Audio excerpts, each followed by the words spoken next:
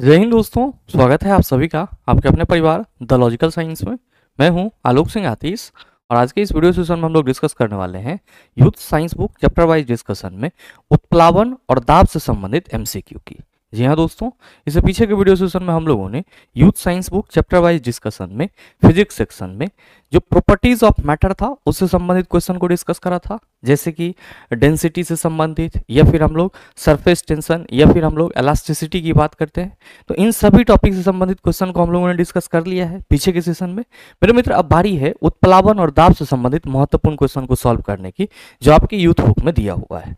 ध्यान में रखिएगा, सभी क्वेश्चन का कंसेप्ट आप सबों के लिए बहुत ही महत्वपूर्ण है, तो आगामी परीक्षा के लिए ये सेशन आपका बहुत ही उपयोगी होगा।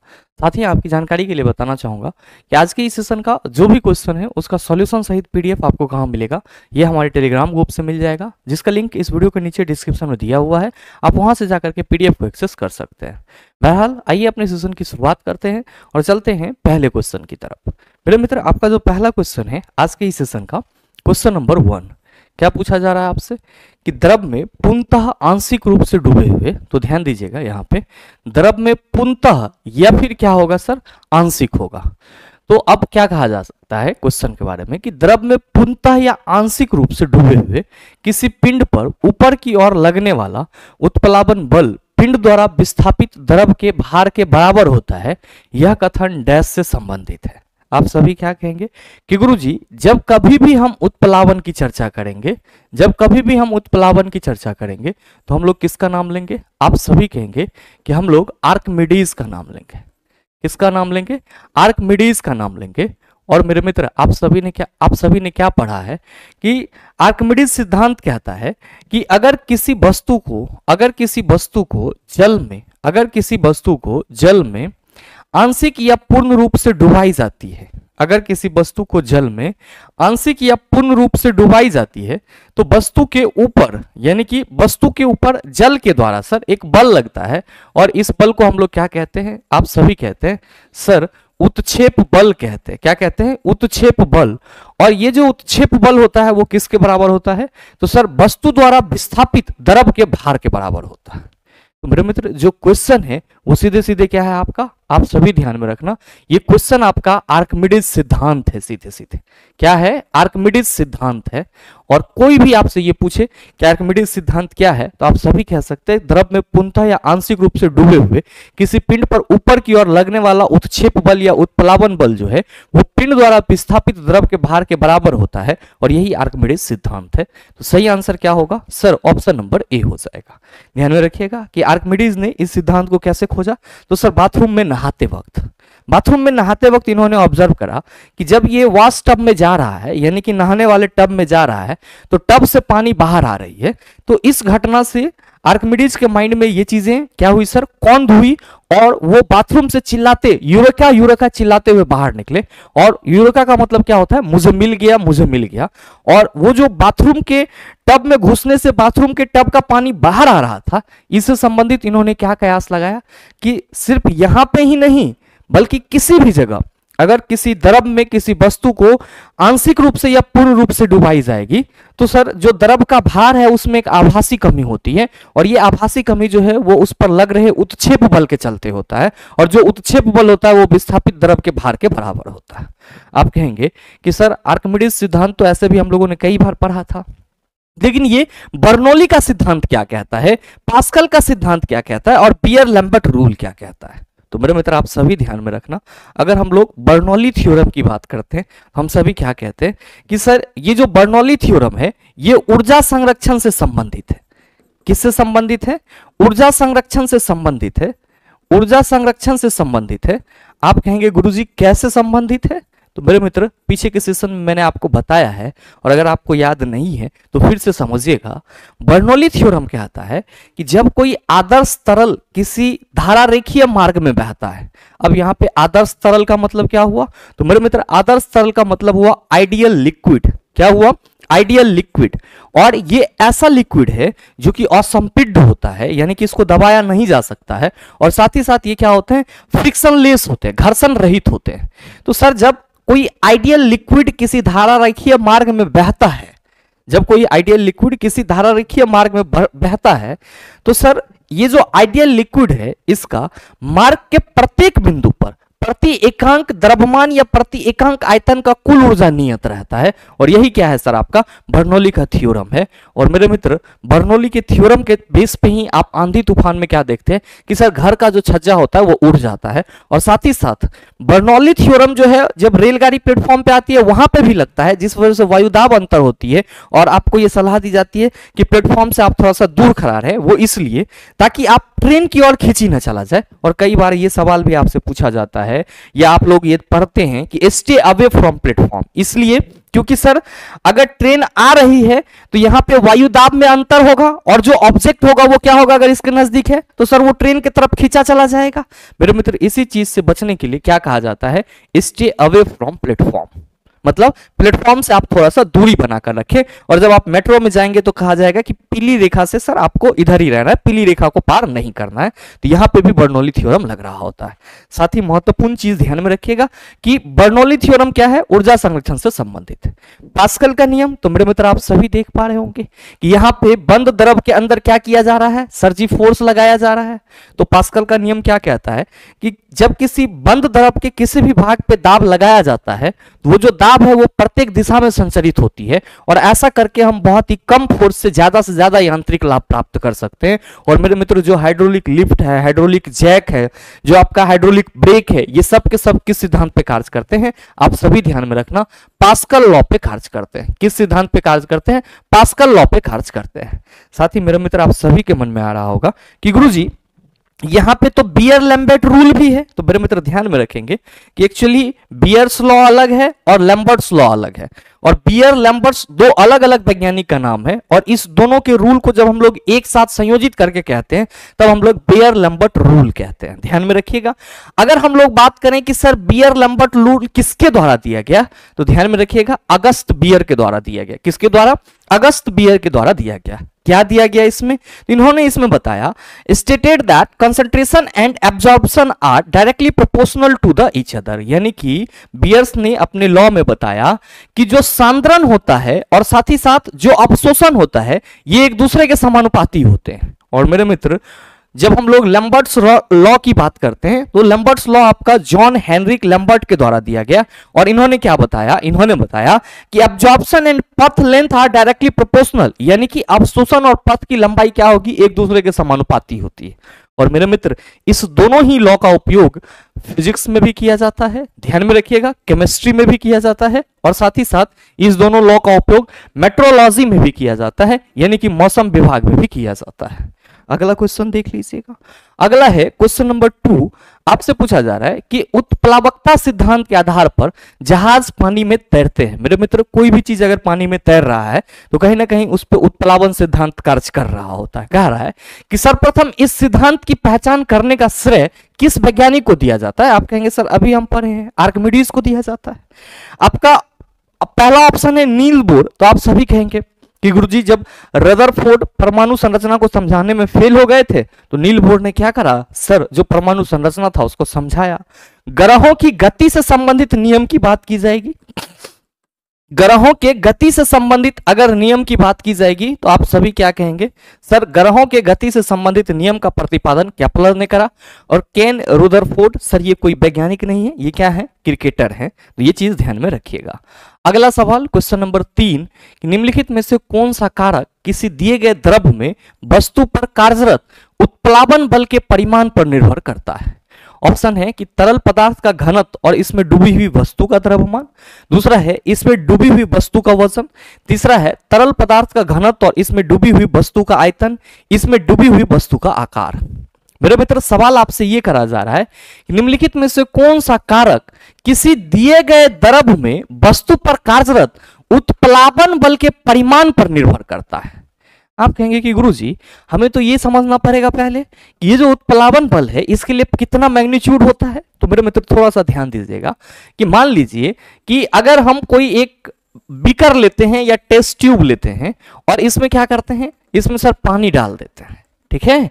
अब यहां पे हम आपको ये समझाना चाह रहे हैं चेला जी कि अगर हम किसी वस्तु को डुबोते हैं, मान लीजिए कि ये हमारा कोई ऑब्जेक्ट है, इसको हम डुबो रहे हैं, इस ऑब्जेक्ट को हम डुबो रहे हैं, तो आप क्या कहेंगे कि गुरुजी इसका जो भार होगा वो तो नीचे की तरफ कार्य करेगा, इसका जो भार बल होगा वो क्या होगा, नीचे की तरफ कार्य करेगा, और इस पे जो उत्क्षेप बल होगा वो ऊपर की ओर कार्य करेगा। आप कहेंगे बिल्कुल। मेरे मित्र याद रखिएगा कि ये जो उत्क्षेप बल है इसको हम लोग बियॉन्ड फोर्स कहते हैं। क्या कहते हैं? बियॉन्ड फोर्स कहते हैं। और उत्क्षेप बल को हम लोग किससे रिप्रेजेंट करते हैं? एफ बी से रिप्रेजेंट करते हैं। चूंकि मेरे मित्र आपने पहले क्वेश्चन में देखा है आर्किमिडीज का सिद्धांत यह कहता है कि जो वस्तु के ऊपर बल लगेगा द्रव के द्वारा वो वस्तु द्वारा विस्थापित द्रव के भार के बराबर होगा। तो जाहिर सी बात है कि जो उत्क्षेप बल होगा वो किसके बराबर होगा? आप कहेंगे सर भार के बराबर होगा। तो मेरे मित्र अगर हम यहां पे एफ बी इक्वल टू क्या लिख दें सर? mg लिख दें तो आपको कोई दिक्कत होगी? आप कहेंगे बिल्कुल दिक्कत नहीं होगी। लेकिन मेरे मित्र आप सभी क्या देख रहे हैं कि ये जो उत्क्षेप बल है वो भार बल के विपरीत दिशा में लग रही है। तो विपरीत डायरेक्शन को शो करने के लिए हमें माइनस साइन तो लगाना होगा। आप कहेंगे बिल्कुल। अब ध्यान दीजिएगा, आप सभी ने कई दफा पढ़ा है कि अगर हम लोग किसी भी वस्तु के घनत्व की बात करते हैं तो हम सभी कहते हैं कि sir rho equal to mass बटा वॉल्यूम होता है। और अगर हम लोग m की बात करते हैं यानी कि मास की बात करते हैं तो हम सभी कहते हैं कि गुरुजी ये घनत्व इनटू वॉल्यूम होता है। तो अगर हम इस m का वैल्यू यहां पे पुट कर दें तो आपको कोई दिक्कत होगा? आप कहेंगे बिल्कुल दिक्कत नहीं होगा। तो चला जी ध्यान दीजिएगा कि अगर हम F B equal to minus rho B G लिख दें तो आपको कोई समस्या? आप कहेंगे बिल्कुल नहीं। तो ध्यान में रखिएगा कि अगर कोई वस्तु किसी द्रव में डूबी हुई है और उस पे उत्क्षेप बल कार्य कर रहा है तो उत्क्षेप बल का जो परिमाण होगा वो किस पे डिपेंड करेगा? आप सभी कहेंगे गुरुजी ये जो रो है ये तो घनत्व है, मतलब द्रव के घनत्व पर डिपेंड करेगा, साथ ही साथ जो आपका वॉल्यूम है उस पे डिपेंड करेगा, और साथ ही मेरे मित्र जो गुरुत्वीय त्वरण है उस पे डिपेंड करेगा। तो जो कहा जा रहा है कि निम्नलिखित में से कौन सा कारक किसी दिए गए द्रव में वस्तु पर कार्यरत उत्प्लावन बल के परिमाण पर निर्भर करता है? पहला दिया हुआ है तरल पदार्थ का घनत्व और इसमें डूबी हुई वस्तु का द्रव्यमान। आप कहेंगे नहीं, इसमें डूबी हुई वस्तु का वजन। मेरे मित्र जो वजन है वो इसके परिमाण के रूप में कार्य कर रहा है, और तरल पदार्थ का घनत्व और इसमें डूबी हुई वस्तु का आयतन। तो आप सभी कहेंगे कि सर एग्जैक्ट बात यहां पे कहा जा रहा है कि तरल पदार्थ का घनत्व और इसमें डूबी हुई वस्तु का आयतन जो है ये क्या करता है सर? उत्प्लावन बल के परिमाण पर निर्भर करता है, यानी कि उत्प्लावन बल को बताने के लिए सर जरूरी है। तो सही आंसर आपका क्या होगा? ऑप्शन नंबर सी हो जाएगा। क्या होगा सर? ऑप्शन नंबर सी हो जाएगा। उम्मीद करते हैं समझ पाए होंगे। आइए बात करते हैं हम लोग अगले क्वेश्चन की। अगला क्वेश्चन देखिएगा, क्वेश्चन नंबर 4 आपसे पूछा जा रहा है कि निम्न में से कौन सा कथन गलत है? यदि उत्प्लावक बल वस्तु के भार से कम है तो वस्तु डूब जाती है। दूसरा है कि यदि उत्प्लावक बल वस्तु के भार से अधिक हो तो वस्तु तैरती है। तीसरा है यदि उत्प्लावक बल वस्तु के भार से कम हो तो वस्तु तैरती है। और चौथा है कि यदि उत्प्लावक बल वस्तु के भार के बराबर है तो वस्तु तरल के अंदर तैरती है। और आपको यहां पे कथन जो गलत है उसको चुनना है।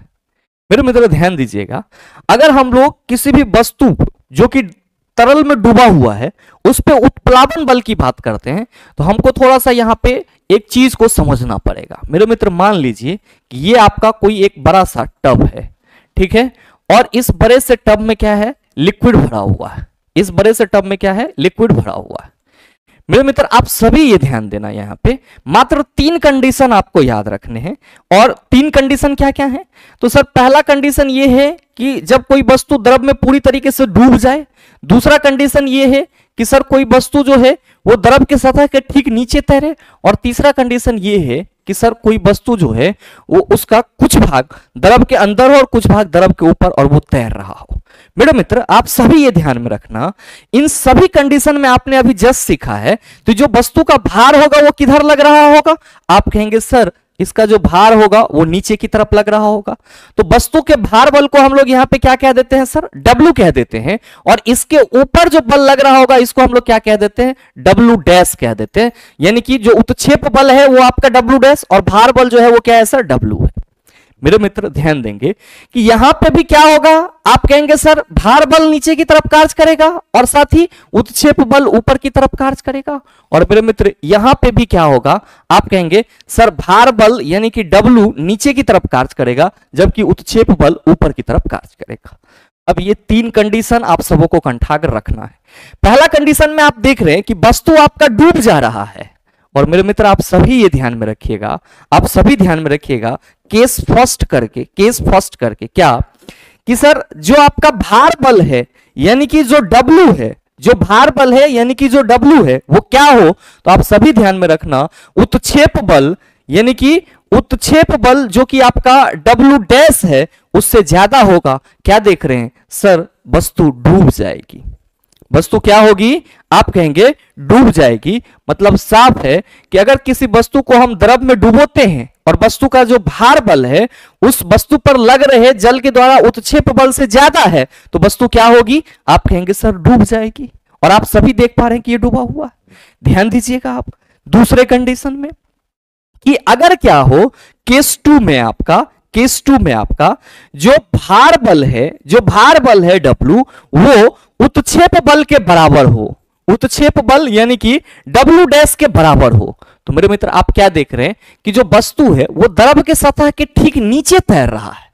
तो मेरे मित्र आप सभी ये ध्यान में रखना, जब किसी वस्तु का भार बल और उत्क्षेप बल दोनों बराबर होगा तो आप क्या कहेंगे, सर वस्तु द्रव के सतह के ठीक नीचे तैरेगी। द्रव के सतह के ठीक नीचे क्या होगी, आप सभी याद रखना, तैरेगी। और मेरे मित्र आप सभी ये याद रखेंगे, तीसरा कंडीशन क्या देख रहे हैं कि सर वस्तु का कुछ भाग द्रव के ऊपर और कुछ भाग द्रव के नीचे है। तो इस कंडीशन में आप सभी ये ध्यान में रखना, केस थर्ड में क्या कि सर जो भार बल है यानी कि जो W है वो क्या हो, तो सर उत्क्षेप बल से कम हो। उत्क्षेप बल बोले तो सर W डैश से कम हो। यहां पे क्या था सर, ज्यादा था। पहला कंडीशन में सर भार बल उत्क्षेप बल से ज्यादा था तो डूब जा रहा था, बराबर था तो द्रव के सतह के ठीक नीचे तैर रहा था। अब तीसरा कंडीशन में क्या है कि अगर भार बल उत्क्षेप बल से कम हो तो मेरे मित्र वस्तु का कुछ भाग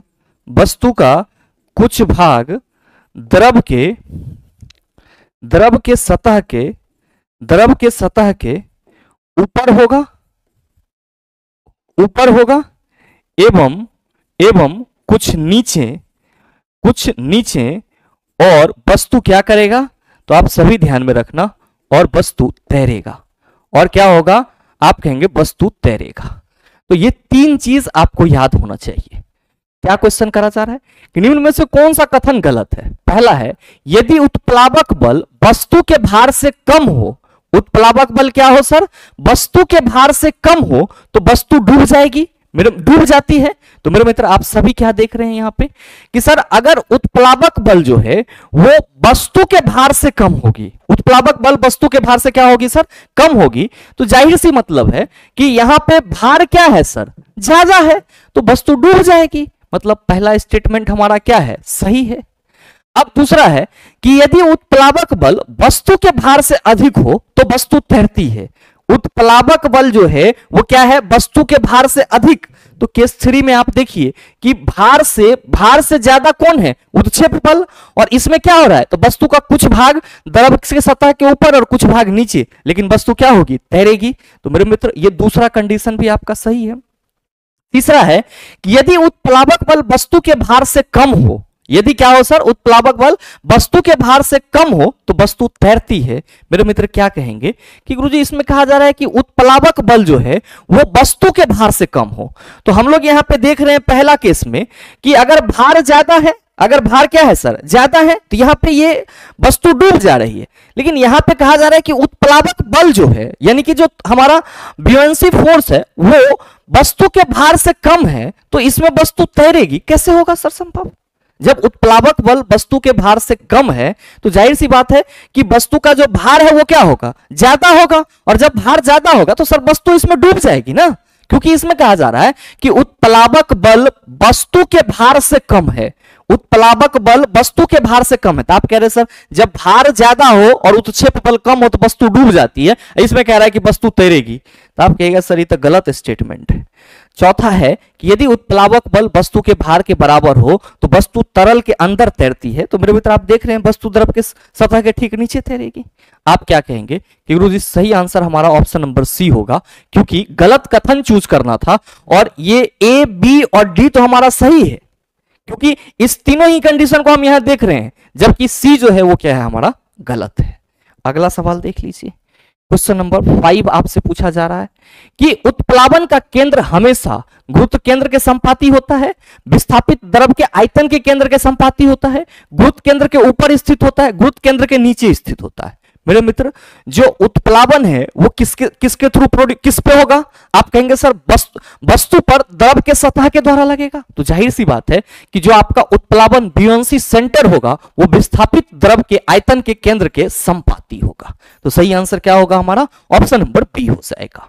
अगला सवाल है क्वेश्चन नंबर 6 कि आर्किमिडीज के सिद्धांत के अनुसार किसी द्रव में डूबे हुए पिंड द्वारा अनुभव किया जाने वाला उत्प्लावक बल निम्न में से किसके बराबर होता है? बताइए। ना बनेगा? आप कहेंगे आसानी से बनेगा। सर अभी जस्ट आपने बताया है कि अगर हम बात करते हैं उत्प्लावन बल की, अगर हम लोग बात करते हैं उत्प्लावन बल की, तो जो द्रव में डूबी हुई वस्तु होती है उसका भार नीचे की तरफ कार्य करता है और सर उसके ऊपर उत्क्षेप बल कार्य करता है, और जो उत्प्लावन बल का परिमाण होता है वो एक्चुअली में किसके बराबर होता है? सर विस्थापित द्रव के भार के बराबर होता है। यहां पे जो कहा जा रहा है पिंड और द्रव का कुल भार, आप कहेंगे नहीं, पिंड द्वारा विस्थापित द्रव का भार, आप कहेंगे बिल्कुल सही, और सही आंसर ऑप्शन नंबर बी हो जाएगा। अगला सवाल देख लीजिएगा, क्वेश्चन नंबर 7 कि जहाजों की गति में वृद्धि पर आधारित है। मेरे मित्र आर्किमिडीज के सिद्धांत पे ही जहाजों में क्या होती है? गति होती है। बाद बाकी आप सभी को मालूम है। अगर हम लोग फैराडे लॉ की बात करेंगे तो ये किसके लिए है? आप कहेंगे सर चुंबकीय प्रेरण की बात करने लगेंगे। फ्लेमिंग राइट हैंड रूल, आप कहेंगे sir Fleming right hand rule पे ही कौन काम करता है? आप कहिएगा जनरेटर काम करता है, क्योंकि जो आपका प्रेरित धारा की दिशा होती है वो हम लोग फ्लेमिंग राइट हैंड रूल से प्राप्त करते हैं। और न्यूटन के गति का दूसरा नियम, आप कहेंगे सर संवेग में परिवर्तन की दर वस्तु पर लग रहे बल के समानुपाती होती है। और न्यूटन के सेकंड लॉ से आपको क्या मिलती है? आप कहते हैं बल के लिए हमें व्यंजक मिलता है। अगला सवाल क्वेश्चन नंबर 8 कि ऊपरी परनोद और भार डैश में प्रयुक्त होती है। मेरे मित्र ऑप्शन है नीचे की दिशा में, विपरीत दिशा में, समान दिशा में, ऊपर की दिशा में। याद रखिएगा चेला जी, ऊपरी परनोद कहा जा रहा है। तो आप सभी के मन में आ रहा होगा कि गुरुजी पहले ये हमें बता दो कि परनोद क्या होता है। तो मेरे मित्र ध्यान में रखना कि परनोद को हम लोग इंग्लिश में थ्रस्ट कहते हैं। क्या कहते हैं? थ्रस्ट। और हम सभी कहते हैं कि किसी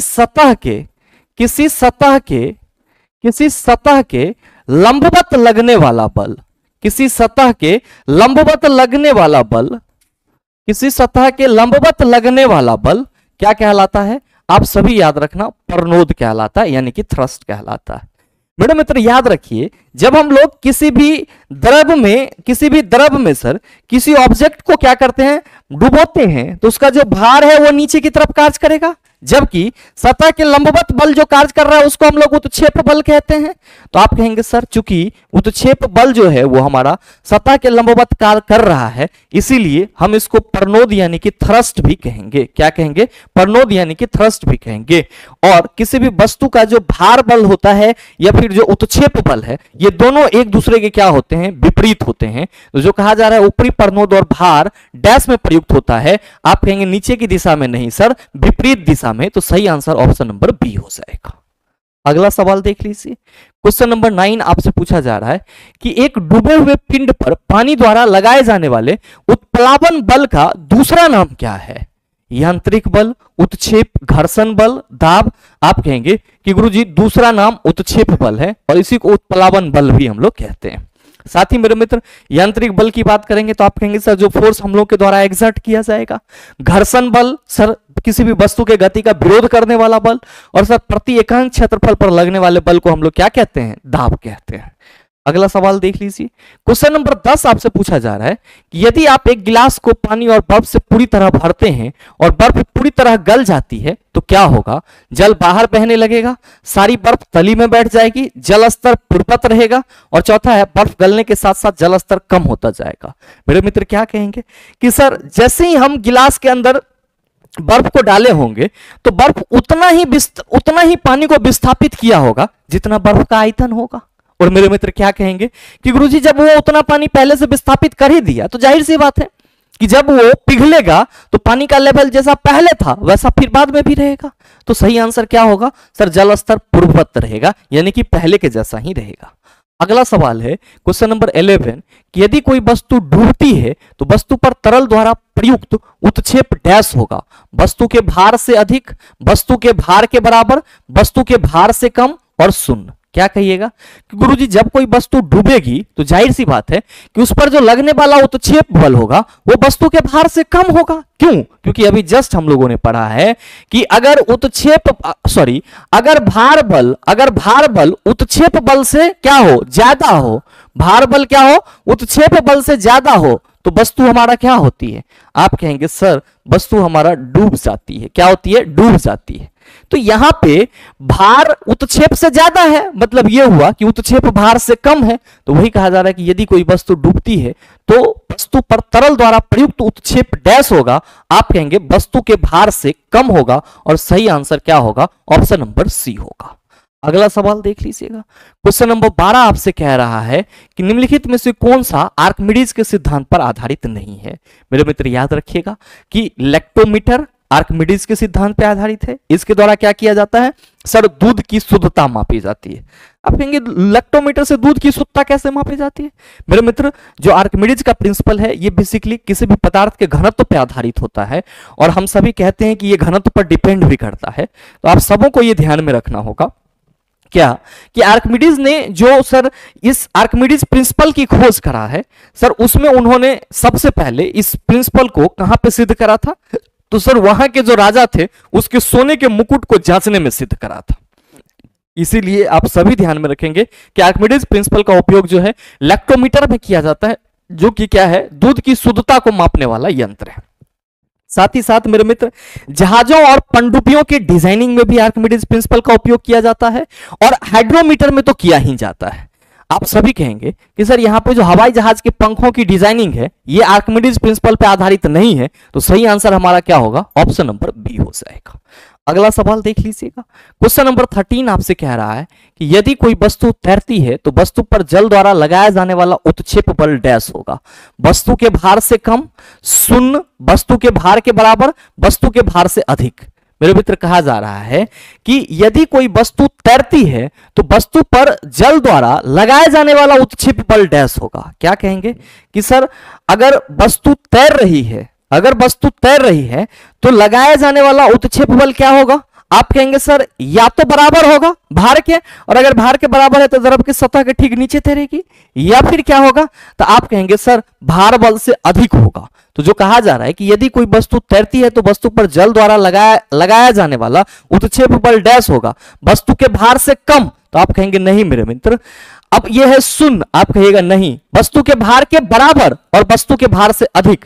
तो मेरे मित्र ध्यान देंगे यहां पे कि जब तैर रही है तो दोनों कंडीशन होगा, चूंकि हम लोगों ने देखा है कि सर पहला अगर क्वेश्चन हम लोग देखें, पहला क्वेश्चन नहीं चिल्ला, अगर हम यहां पे देखें चिल्ला, तो क्या देख रहे हो कि अगर भार बल जो है सर वो ज्यादा है उत्क्षेप बल से तो वस्तु डूब जाएगी, भार बल उत्क्षेप बल के बराबर है तो आप कहेंगे सर वस्तु द्रव के सतह के ठीक नीचे तैरेगी, और अगर भार बल जो है वो उत्क्षेप बल से कम है तो वस्तु का कुछ भाग द्रव के सतह के ऊपर होगा और सर कुछ नीचे और वस्तु तैरेगा।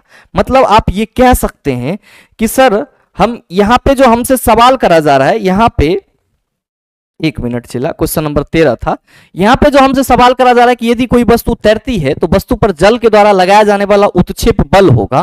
तो आप सभी ये ध्यान में रखना कि वस्तु के भार से कम तो नहीं ही होगा, ठीक है, और साथ ही मेरे मित्र शून्य भी नहीं होगा, या तो वस्तु के भार के बराबर होगा या वस्तु के भार से अधिक होगा, तो इस सेंस में आपके इस क्वेश्चन का दोनों आंसर बन जाएगा। अच्छा, अब आप लोग कुछ कहेंगे कि गुरुजी दोनों आंसर कैसे होगा? क्योंकि ऐसे क्वेश्चन में सर आपको ये मतलब कह सकते हो कि डिटरमाइन करना होगा कि जो हमारा कंसेप्ट है उस हिसाब से आंसर क्या बन रहा है, क्योंकि दो कंडीशन में आपकी वस्तु तैर रही है। तो यहां पे अगर हम दोनों में से एक आंसर को चूज करने के लिए जाएं तो हमें यहां लिखना होगा कि यदि कोई वस्तु द्रव सतह के ठीक नीचे तैर रही है तब हम लोग वहां पे कहेंगे कि सर तब जो उत्क्षेप बल होगा वो वस्तु के भार के बराबर होगा, और हमें यह कहना होगा कि कोई वस्तु तैरती है तो वस्तु पर जल द्वारा लगाए जाने वाला उत्क्षेप बल क्या होगा। तो तैरने का मतलब यह हुआ कि सर वस्तु का कुछ भाग ऊपर होगा और कुछ भाग द्रव के नीचे होगा।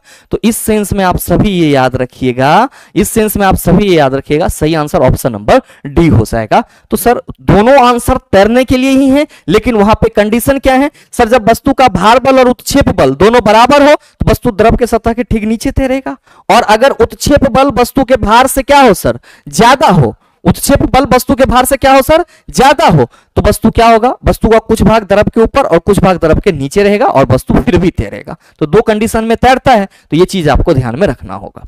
अगला सवाल देख लीजिए, क्वेश्चन नंबर 14 आपसे पूछा जा रहा है कि उत्प्लावन बल का परिमाण तरल के डैश पर निर्भर करता है। आप सभी कहेंगे कि गुरुजी तरल के घनत्व पर निर्भर करता है। क्यों? क्योंकि एफ बी इक्वल टू हम लोग फॉर्मूला माइनस रो जी भी पढ़ते हैं, जहां पे ये रो क्या है, आप कहेंगे सर ये रो जो है वो तरल का घनत्व है। क्या है? तरल का घनत्व। और जो भी है वो क्या है सर, वस्तु का आयतन है, और इसी आयतन के बराबर क्या होती है सर, जो द्रव होती है वो विस्थापित होती है। अगला क्वेश्चन नंबर 15 कि उत्प्लावन बल का डैश द्रव के घनत्व और आयतन पर निर्भर करता है। मेरे मित्र, उत्प्लावन बल का जो परिमाण होता है वो द्रव के घनत्व और आयतन पर क्या होता है, निर्भर करता है। सही आंसर ऑप्शन नंबर बी होगा।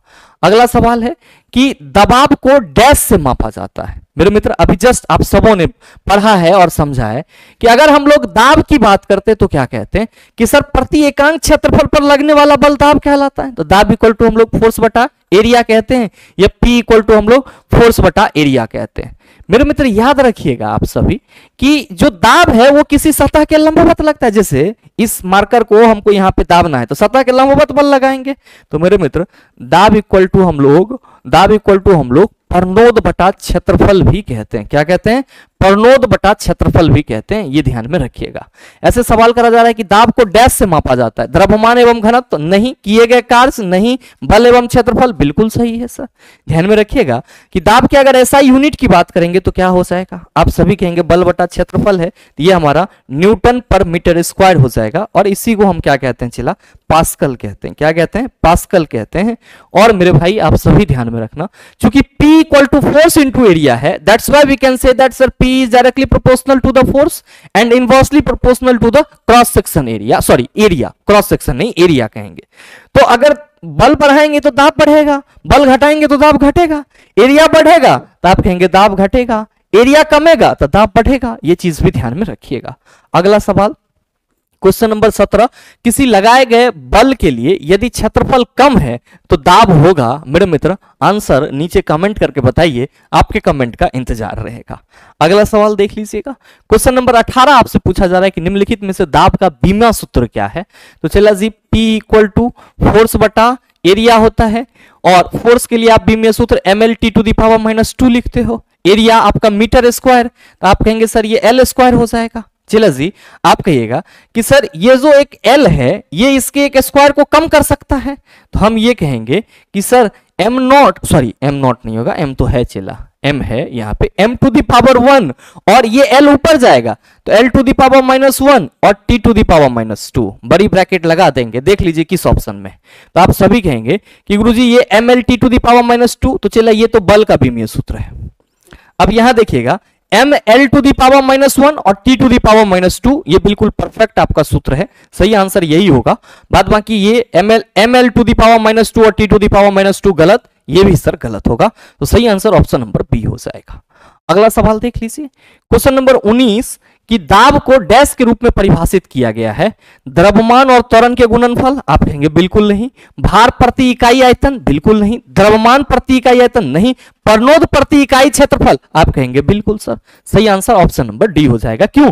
क्योंकि प्रेशर जो है वो हम लोग जब बल लगाएंगे तो किसी सतह के लंबवत लगाएंगे, तो सर किसी सतह के लंबवत लगने वाले बल को हम लोग परनोद कहते हैं। तो हम लोग सर दाब इक्वल टू परनोद बटा क्षेत्रफल कहते हैं। दाब इक्वल टू क्या कहते हैं? परनोद बटा क्षेत्रफल।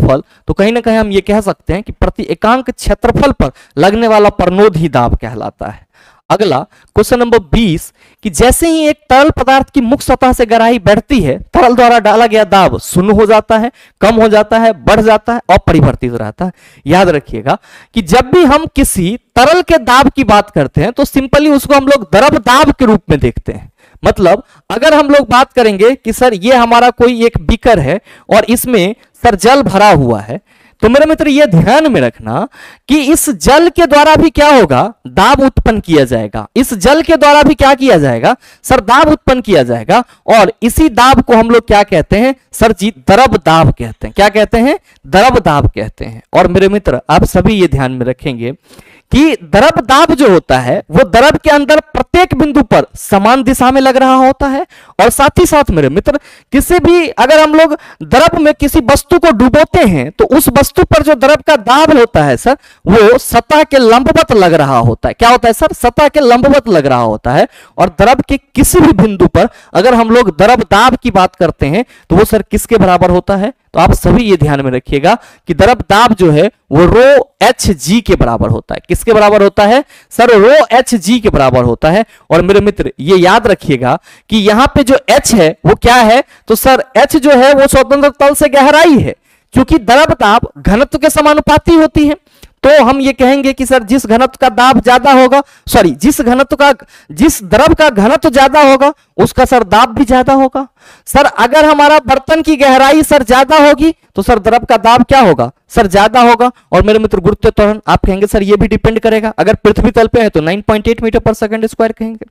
तो हमेशा यह ध्यान में रखिएगा कि जो द्रव दाब होता है वो किसी भी द्रव के लिए उसके स्वतंत्र तल से स्वतंत्र होता है। और ये किस पे डिपेंड करता है सर, तो सर गहराई पे डिपेंड करता है। अगर हम गहराई बढ़ा दें तो द्रव दाब बढ़ जाएगा, गहराई घटा दे तो द्रव दाब घट जाएगा।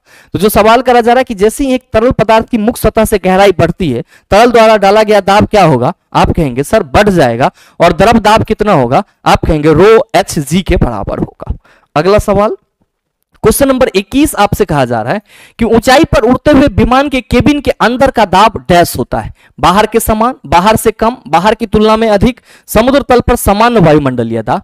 क्या कहोगे गुरुजी, जैसे हम ऊपर जाते हैं वायुमंडलीय दाब क्या होती है, घट जाती है।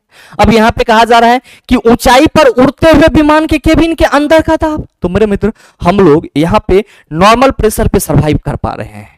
और मेरे मित्र ये नॉर्मल प्रेशर इसलिए जरूरी है कि अगर हमारे ऊपर से हवा का दाब ना लगे तो सर जो हमारी ब्लड की धमनी की प्रेशर है क्या होगी सर, वो फट जाएगी, बैलेंस नहीं हो पाएगी। और मेरे मित्र जब हम ऊंचाई पे जाते हैं और वहां पे अगर एयर प्रेशर का अच्छा से ध्यान नहीं रखा जाता है तो आप सभी सुने होंगे कि ऊंचाई पे जाने के साथ ही किसी व्यक्ति के नाक से ब्लड आना शुरू हो गया, तो उसके पॉकेट में जो रखा हुआ पेन था उससे रिफिल बाहर आ गया। तो मेरे मित्र क्या होता है कि जो प्रेशर होता है वायुयान के अंदर ऊंचाई पर जाने पर, उस वक्त उस ऊंचाई पर वायुयान के बाहर से क्या होता है सर, अधिक होता है। क्यों, क्योंकि हमको मालूम है कि जैसे जैसे ऊंचाई बढ़ेगी वायुदाब घटेगी। ऊंचाई अगर घट रही है तो वायुदाब क्या होगी, बढ़ेगी। तो ऊपर जाएंगे तो ऊपर प्लेन में सर, प्लेन के अंदर का जो वायु दाब होगा वो अधिक होगा, जबकि प्लेन के बाहर का दाब क्या होगा, कम। तो कह रहा है कि ऊंचाई पर उड़ते हुए विमान के केबिन के अंदर का दाब डैश होता है, आप कहेंगे सर बाहर की तुलना में अधिक होता है। तो सही आंसर ऑप्शन नंबर सी हो जाएगा। अगला सवाल क्वेश्चन करा जा रहा है कि एक निश्चित तापमान पर वायु का दबाव डैश के अनुपातिक होता है। मेरे मित्र एक निश्चित तापमान पर वायु का जो दबाव होता है वो घनत्व के क्या होता है सर, समानुपातिक होता है। और साथ ही मेरे मित्र अगर आप में से कोई भी छात्र बदले हुए पैटर्न के हिसाब से साइंस को बिल्कुल जीरो से एडवांस लेवल तक कंप्लीट करना चाहते हैं सर बचे हुए समय में, तो आप सभी का स्वागत रहेगा द लॉजिकल साइंस एप्लीकेशन में हमारे डिफरेंट बैचेस में। ध्यान में रखिएगा कि ये जो बैच है आपका, ये बैच आपका लाइव है, इसमें लाइव क्लासेस चलती है, पूरा आपको साइंस कवर करवाया जाएगा। और ये हमारा साइंस का फाउंडेशन बैच है जिसमें फिजिक्स, केमिस्ट्री और बायोलॉजी तीनों के क्लासेस आपको मिलेंगे। अगर आपको मर्जी है कि सर हमें रिकॉर्डेड पढ़ना है, हमारे पास समय नहीं है, तो मेरे मित्र एएलपी एंड टेक्नीशियन दोनों छात्र इस बैच को ले सकते हैं। और इस बैच में आपको क्या होगा, तो सर लाइव साइंस तो कंप्लीट कराया ही जाएगा, साथ में आपको बेसिक साइंस एंड ईडी भी करवाया जाएगा। और मेरे मित्र अगर सिर्फ चाहते हैं आप कि हम सिर्फ और सिर्फ बेसिक साइंस एंड ईडी पढ़ें, तो मेरे मित्र आप सिर्फ और सिर्फ basic science and engineering drawing के रिकॉर्डेड बैच में इनरोल हो सकते हैं। ध्यान में रखिएगा ये सभी बैच मैं फिर से रिपीट कर दूं, द लॉजिकल साइंस एप्लीकेशन पे मिलेगा। और अगर आपको इन बैच से संबंधित किसी भी तरह की अन्य जानकारी चाहिए तो आप 9065970477 पे कॉल या व्हाट्सएप करके सारी जानकारी प्राप्त कर सकते हैं। बहरहाल उम्मीद करते हैं कि ये वीडियो आप सबों को अच्छा लगा होगा। अगर आपको अच्छा लगा तो वीडियो को लाइक कीजिएगा, ज्यादा से ज्यादा अपने दोस्तों के साथ शेयर कीजिएगा, और हाँ, अगर आप चैनल पर नए हैं तो सब्सक्राइब करके बेल आइकन दबा लीजिएगा, ताकि इस तरह के एग्जाम रिलेवेंट वीडियो का नोटिफिकेशन सबसे पहले आपके पास पहुंचे और आप उसको सबसे पहले देख पाओ। मिलते हैं फिर अगले वीडियो सेशन में, तब तक के लिए best of luck, thank you, have a nice day.